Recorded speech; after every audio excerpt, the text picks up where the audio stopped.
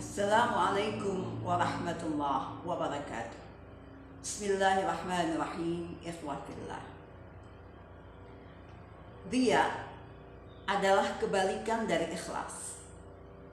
Amal yang riya adalah amal yang mencari pujian manusia, tidak didasarkan niatnya karena Allah Subhanahu wa Ta'ala. Seorang ulama memberikan definisi riya bahwa riya itu adalah amal yang diperuntukkan untuk manusia dengan niat mencari pujian manusia, maka Tuhannya pun manusia. Maka Rasulullah SAW menyamakan riya itu dengan syirik yang kecil. Dan riya juga termasuk salah satu sifat orang munafik. Allah Subhanahu wa Ta'ala berfirman dalam Al-Quran surat An-Nisa ayat 142.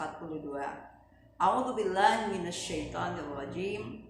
Innal munafiqina yukhadi'una Allaha wa huwa khadi'uhum. Wa idza qamu ila sholati qamu kusala yura'una nas wa la yadhkuruna Allaha illa qalila. Sadaqallahul azim. Sesungguhnya orang-orang munafik menipu Allah, maka Allah pun memperdayakan mereka, yaitu apabila mereka melakukan sholat, mereka mengerjakan dengan bermalas-malasan dan riya, mencari pujian manusia, dan hanya sedikit mengingat Allah Subhanahu wa Ta'ala. Shadaqallahul azim. Imam Ghazali dalam kitabnya Ihya Ulumuddin menceritakan sebuah ilustrasi, sebuah kejadian, yaitu ada seorang abid, seorang hamba yang giat beribadah. Di lingkungannya terdapat sebuah pohon yang besar dan banyak orang menyembah pohon tersebut. Maka tergeraklah hati abid ini untuk menebang pohon tersebut. Maka berangkatlah dia menuju lokasi pohon tersebut untuk menebangnya. Di tengah jalan dia bertemu dengan iblis, dan iblis pun menggodanya, berusaha menghambat, menghalangi dia agar tidak menebang pohon tersebut. Berkali-kali iblis berusaha dengan berbagai cara agar dia mengurungkan niatnya. Abid ini berniat memotong pohon tersebut dengan niat yang ikhlas karena Allah. Iblis tidak berhenti berusaha mencari daya upaya untuk membatalkan niat tersebut. Akhirnya berkatalah iblis itu, "Wahai abid, engkau adalah orang miskin. Bagaimana jika setiap hari aku berikan engkau 2 dinar, yang 1 dinar engkau bisa gunakan untuk kebutuhanmu, dan 1 dinar lagi bisa engkau sedekahkan. Lihatlah setiap hari di bawah bantalmu ada 2 dinar.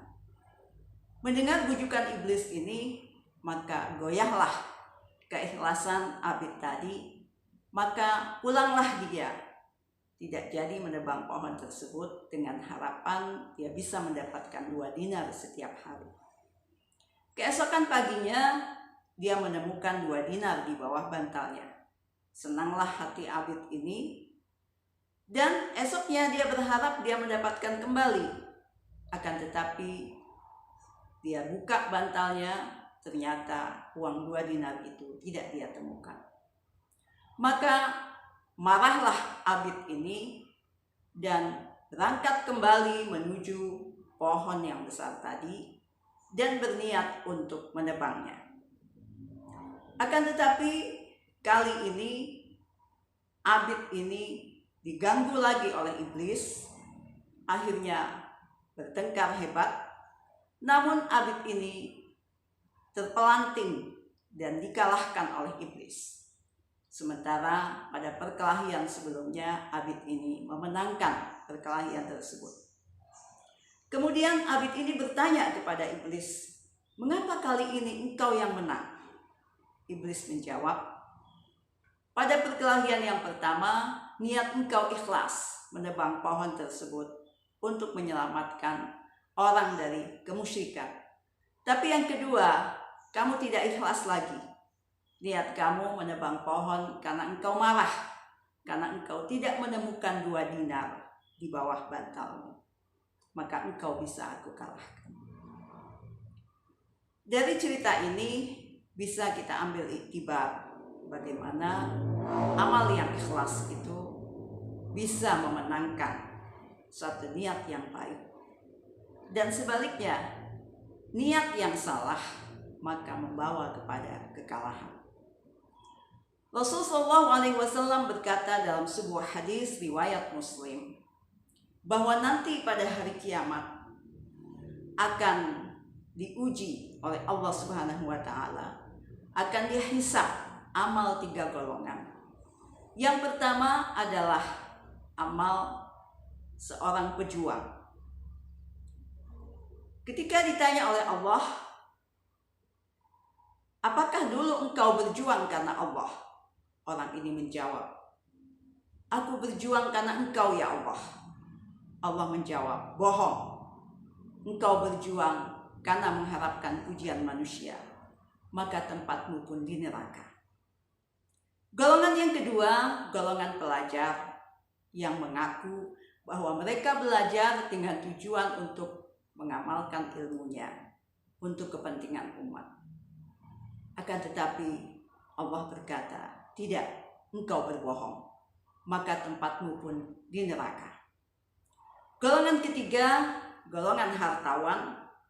Mereka mengaku bahwa harta yang diberikan oleh Allah mereka gunakan untuk membantu sesama. Tapi Allah pun berkata, "Tidak, jawabanmu pun bohong, maka tempatmu pun di neraka." Dari ketiga golongan di atas, nyatalah bahwa bagaimanapun seseorang menyembunyikan niat-niatnya, tapi Allah tetap tahu bahwa yang dikerjakannya itu semata-mata ikhlas karena Allah atau riya karena mengharapkan pujian manusia. Karena itu, mari kita luruskan niat kita dalam beramal semata-mata hanya mencari keridhaan Allah Subhanahu wa Ta'ala. Wassalamualaikum warahmatullahi wabarakatuh.